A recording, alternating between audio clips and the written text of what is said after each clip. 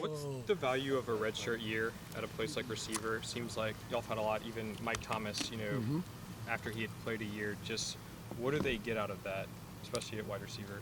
I mean, it's not something you're looking to do. I mean, we don't really want to redshirt anybody, but sometimes just a situation presents itself, like a Jalen Marshall, who was a quarterback and really had no idea how to play receiver, and so he needed a year to learn how to play the position. So it's not something you don't recruit somebody saying we're going to redshirt this kid, but there's times where it's just part of the maturation process of playing the position and playing it at this level. And then how do you get them through that? Because obviously they're all highly touted people, and then they go from that to sitting out a year. Yeah, I mean, it's the same way you deal with anything, just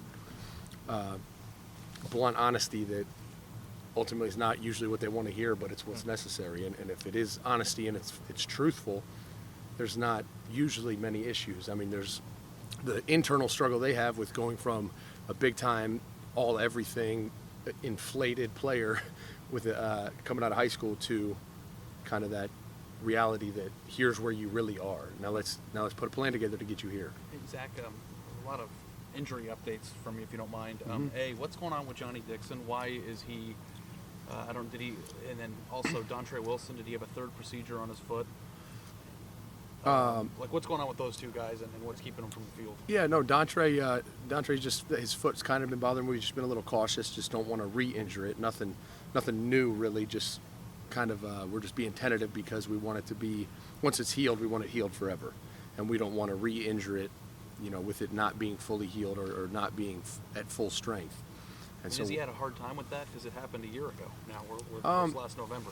Yeah, I mean he wants to play. We want him to play, but we also want him to be able to play every week and not have a re-injury. So it's just being cautious. I mean, we're hoping this week it can be the week that he goes, and we'll find out Tuesday if he can. And then Johnny, kind of a similar deal. He had a knee. Well, I don't even know what it was. It was basically just arthritis, or not arthritis. He had stuff in there. I'm not a doctor, but and he had that procedure a while back to get it cleaned out. And the same thing. Just want to make sure it doesn't come back. We don't want scar tissue or inflammation to come back. So we're just being cautious with it. What has this year been like for you? When you lose Noah Brown, for the season starts, you lose Torrey Smith, these other depth guys, Paris Campbell. What's the challenge been like for you? How hard has it been for you? I mean, it's been. I guess it's been devastating, but at the same time, we're in a position in my room that we've lost 5 of our top 9 wideouts. In most schools, I'd say probably every school in the country, that would be, disabling. And for us, we have such depth and so much confidence in the guys that are healthy right now that we haven't really missed a beat.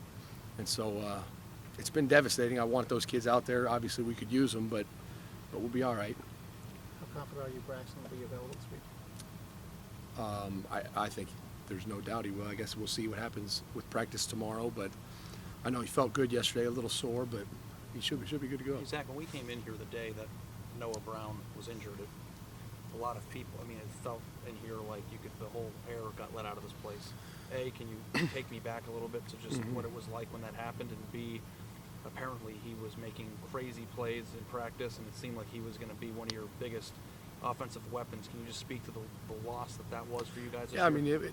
Noah's injury was, obviously, one, it was a devastating injury, period, no matter who has it done. But then specifically the transformation he made and the work he put in to have the camp he was having, he was probably going to be one of our top 2 or 3 wideouts. I was so excited to watch him play a game. And for it to happen right at the end of camp was tough. For him, for us. But mainly because the kid had worked so hard and he was reaping the rewards of the work. And for him not to be able to get at least one opportunity to play and kind of reap the rewards publicly, just you felt for him. He was going to be a crazy matchup nightmare, right? Because he could block on the end. Is that what was making him so special? That's the idea, right? When we recruited him, that's what we wanted him to be, and then he was finally turning into that. So we were really excited to watch that flourish. Zach, Terry McLaurin's. Go ahead. You knew you were going to lose Evan and Devin, and then obviously you had the injury. But even in light of that, are you pleased, satisfied, whatever adjective you want to pick, with the progress of your guys? Very, very pleased with how they're playing the game. Guys like Mike Thomas are just doing everything I'm asking him to do and then some. And he's preparation and maturity today from where it was even a year ago or 2 years ago is, I mean, it's night and day, the transformation he's made. And it's very exciting to walk into my room every day and go to work. Zach, Terry McLaurin's playing a lot on special teams. Is he close to getting on the field more He's wide close. receiver? He's close. He's right on that cusp. He's making strides. He's obviously helping our team a ton. He's extremely valuable, and then he's a step or two away from being a major contributor to receiver, which is going to happen soon. And Jeff Green's been a guy that Urban Meyer's been talking up lately. What's been the difference with Jeff Green this year? I think he just has really taken a more serious approach. He's really committed to doing the little things we ask him to do so that he can get on the field. And so because he's done that, you've seen him out there. Zach, you mentioned that you lost 5 of your top 9 and that you guys were, moving on without a beat.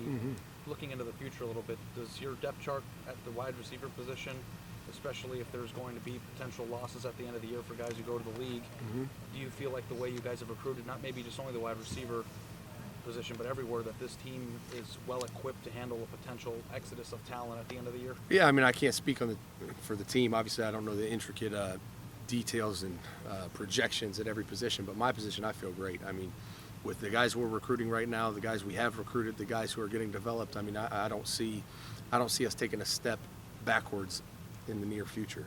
I'm real excited to watch some of these young guys get their opportunity in the future because they're showing a lot of promise. And then the guys, obviously, that are injured when they come back, I already know what they can do, so I'm excited for that too. So I feel great about it. I feel great about where we are, where we're going, even if guys leave, and I'll be excited for them. Overall, your team has been healthy. Except your position, really. Do you ever look in the mirror or say to why me? Kind of. Yeah, probably about what time Corey broke his leg. It was like, man, oh man, we're not living the right or something. Something's going on. But you know what? There's a reason for everything, and I mean, it's fortunately we have a situation where we can, I guess, absorb that impact. I'm assuming Urban's not somebody who says, well, I know you guys have a lot of injuries. I can understand if your production's down. There's a standard of performance that is expected and demanded, and that's really set in the room, not to mention amongst the program. But it doesn't matter the situation. There's a performance that we have to hit, and we will hit it. How's his evaluation been of you, kind of? All positive. I mean, just like anything else, we're a work in progress, but we performed well. Forgive me if you've been asked this, but what has it been like to coach Braxton through his transition? It's been really, a really rewarding process, both for him and me and the team, just to see a kid who went through what he went through, being who he was, the focal point, the star, and then obviously the devastating injury and re-injury, and then being able to help him get to a place where he could make an impact again, and just seeing the relief and satisfaction he had with being back on the field is one of the more rewarding things I've seen. When he broke down after Virginia Tech and I gave him a hug, it was probably one of the top 2 or 3 things I've ever done, just because I was here late at night in the summer with him. I saw him, what he was working, how hard he was working, and just to see him get the reward and the satisfaction and relief was just really cool. Has it improved you as a coach? Because I don't want to understate Braxton's ability or what his experience at quarterback helps him, but you were building a wide receiver from the ground up. Yeah, no, it definitely, it makes you professionally develop. It makes you kind of break things down to the finest detail, and because like you said, I mean, here he's this freakish athlete that you need to kind of transform into a receiver. And it's not like you have a redshirt year or some time to do it. It was like, hey, we got 3 months, let's go. So it's definitely been, it was a challenge, and it was a challenge for both Braxton and I and Coach Meyer and everybody involved. And it was obviously introspectively, I needed to make sure that everything was in a row, because there was no, you couldn't miss. There was no opportunity to miss. It had to be 100% guarantee, and so we made sure that happened. It sounds like from Coach Meyer that he's going to be okay, but how much of a hold your breath moment is Saturday when you see that happen? I mean, anytime a player's down, you hold your breath, and then obviously Braxton being as talented and valuable to the team as he is, not to mention a great kid, you know, that obviously only heightens your concern. But Braxton's as tough a receiver as I've ever coached, so I knew if it wasn't serious, he was going to play. So never was concerned that it would be a ding that would hold him out. It's going to have to be something serious to keep that kid off the field. As the designated offensive coach, will ask you this: how did JT handle his suspension last week in terms of work ethic, leadership, just his presence?